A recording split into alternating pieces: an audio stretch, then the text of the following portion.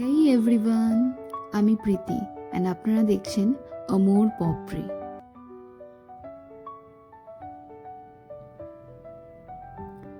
আজ দুপুর থেকে দাদুর খুব পিঠে খেতে ইচ্ছা করছিল। যা কথা তাই কাজ, দিদা লেগে পড়ল সেই পিঠে তৈরি করতে। আর পিঠে, শুধু তো পিঠে, সাজের পিঠে হলে হবে না, তার সাথে চাই আমাদের ক্ষীর। তাই এখন আমাদের চলছে ক্ষীরের পর্ব। যে ক্ষীর এখন দিদাকে তৈরি করতে আমিও সাহায্য করছি। ক্ষীর হয়ে যাওয়ার পর দিদা লেগে পড়ল আমাদের সাজের পিঠে তৈরি করতে। গরম গরম শীতের রাতে উফ, জমে যাবে। এই চলছে তার প্রিপারেশন। দিদাকে এইভাবে পিঠে করতে সে ছোট্টবেলা দেখে দিচ্ছি, সেই একই রকম ধৈর্য ধরে দিদা পিঠে করে যায়।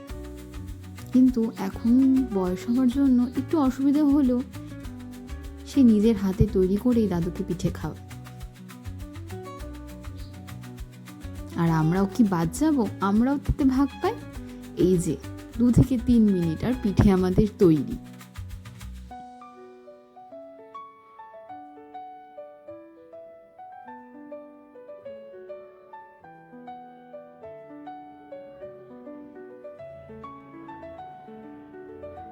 টপাটপ একটার পর একটা দিদা পিঠে এইভাবেই তুলে নেয় এবং তারপর এগুলোকে থালায় সাজিয়ে দেওয়া হয় দাদুর জন্য।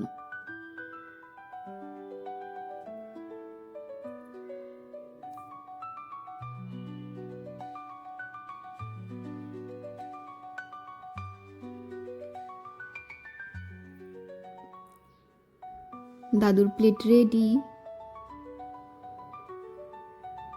দেখুন কি সুন্দর হয়েছে পিঠেগুলো। মন পছন্দ পিঠে এবার দাদুর থালায়, এবং দাদু খেয়েও ফেললো।